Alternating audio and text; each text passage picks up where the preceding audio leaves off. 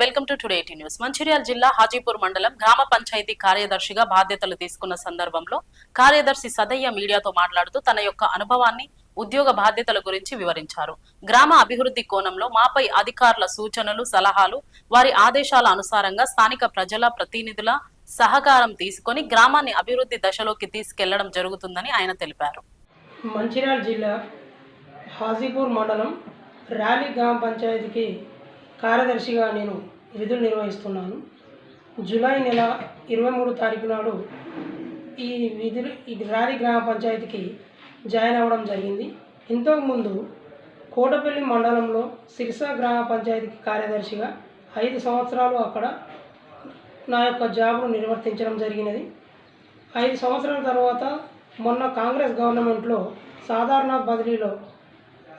బదిలీలో భాగంగా నేను హాజీపూర్ మండలం ర్యాలీ గ్రామ పంచాయతీకి రావడం జరిగింది. ఇక్కడికి వచ్చిన తర్వాత నాకు అర్థమైంది ఏంటంటే ఈ ప్రాంతం మొత్తం కొండ ప్రాంతం. మంచిర్యాలతో పోలిస్తే భౌగోళికంగా ఇది చాలా ఎత్తైన ప్రాంతం. ఇక్కడ కేవలం ఆదివాసులు మాత్రమే నిర్వహిస్తున్నారు. ఈ ఆదివాసులలో మెయిన్గా మా గ్రామ పంచాయతీలో గోండ్లు, కోలాంస్ అనేది ఈ ర్యాలీ హాజీపూర్ మండలంలో కేవలం మా యొక్క గ్రామ పంచాయతీలో మాత్రమే ఉండడం జరిగింది. అంటే ఇటువంటి వాళ్ళను నేను కలవడం ఇదే ఫస్ట్ టైం.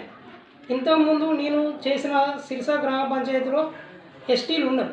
ఎస్టీలలో కోయ వాళ్ళు ఉన్నారు, లంబడి వాళ్ళు ఉన్నారు. కానీ గోండ్లను, కోలాంస్ను కలవడం ఇదే ఫస్ట్ టైం.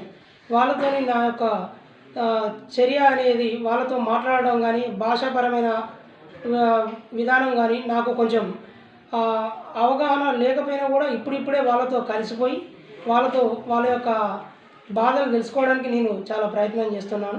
ముఖ్యంగా ప్రభుత్వం యొక్క పథకాలను వాళ్ళకు అందే విధంగా నా వంతుగా 100% కర్తవ్యాన్ని నిర్వర్తిస్తానని, అలాగే వృద్ధాప్య పెన్షన్లు కానీ, ఆసరా పెన్షన్లు కానీ, ఆ తర్వాత అన్ని రకాల పెన్షన్లను వాళ్ళకు తెలియకపోతే దగ్గరుండి మరి నేనే హాజీపూర్ మండల కేంద్రానికి వెళ్ళి అప్లై చేయించి వాళ్ళకు వచ్చే విధంగా ఏర్పాటు చేస్తానని, ప్రభుత్వం యొక్క ఏ పథకాన్నైనా అర్హులైన ప్రతి ఒక్కరికి చేరే విధంగా నా యొక్క కర్తవ్యాన్ని 100% నిర్వర్తిస్తానని, అలాగే ఇప్పుడు వీడికి వచ్చేసరికి ప్రతి గ్రామంలో ఉన్నట్టే నాకు కూడా సమస్యలు తారసపడ్డాయి.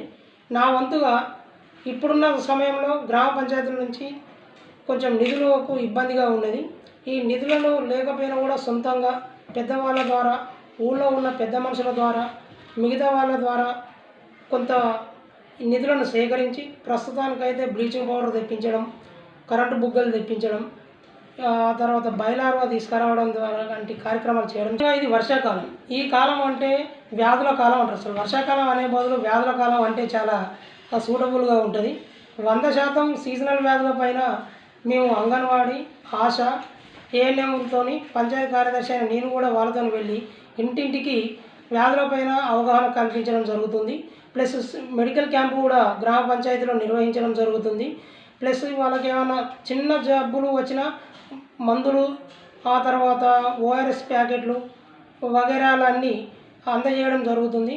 ఈ వ్యాధులు రాకుండా వాళ్ళను ముఖ్యంగా దోమల నివారణకై ఆయిల్ బాల్స్ వేయడం, బ్లీచింగ్ పౌడర్ చల్లడం, ఆ తర్వాత బయలార్వా చల్లడం.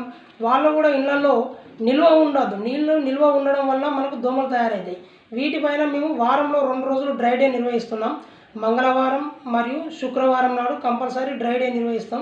ఈ డ్రై డేలో భాగంగా నిల్వ ఉన్న నీటి తొట్టిలలోని నీళ్లను పడేయడం, టైర్లలోని నీళ్లను పడేయడం, నీళ్లు నిల్వ ఉండకుండా దోమల నివారణకు ఎలాంటి చర్యలు తీసుకోవాలనో అలాంటి చర్యలపైన ప్రజలకు అవగాహన ప్రత్యక్షంగా కల్పిస్తూ ఈ వ్యాధులు రాకుండా మా వంతుగా మా ప్రయత్నం మేము 100% చేస్తున్నాం. అంటే హెల్త్ డిపార్ట్మెంట్ సహకారంతో కూడా ఈ ప్రతి ఒక్క కార్యక్రమాన్ని మా యొక్క జిల్లా అధికారులు, పంచాయతీ అధికారి మరియు మా మండల పరిషత్ అభివృద్ధి అధికారి మరియు మండల పంచాయతీ అధికారి మరియు మా తోటి కార్యదర్శుల సహకారంతో అన్ని లైన్ డిపార్ట్మెంట్స్ ఫారెస్ట్ డిపార్ట్మెంట్ అయినా, హెల్త్ డిపార్ట్మెంట్ అయినా, పోస్టల్ డిపార్ట్మెంట్ అయినా, తర్వాత స్కూల్ ఉప sarpanch, ward member, co-option members మరియు మాకు ముఖ్యంగా ఈ గ్రామ పంచాయతీ నుంచే మార్కెట్ కమిటీ చైర్మన్ ఉన్నారు. మార్కెట్ కమిటీ చైర్మన్ గారి సహకారంతోనూ, ఎంపీటీసీ గారి సహకారంతోనూ అందరి సహకారంతో మేము ముందుకు వెళ్తున్నాం. ముఖ్యంగా ప్రజలకు వీధి లైట్లు అమర్చడంలోనైనా, బ్లీచింగ్ పౌడర్ చల్లడంలోనైనా, ఆ తర్వాత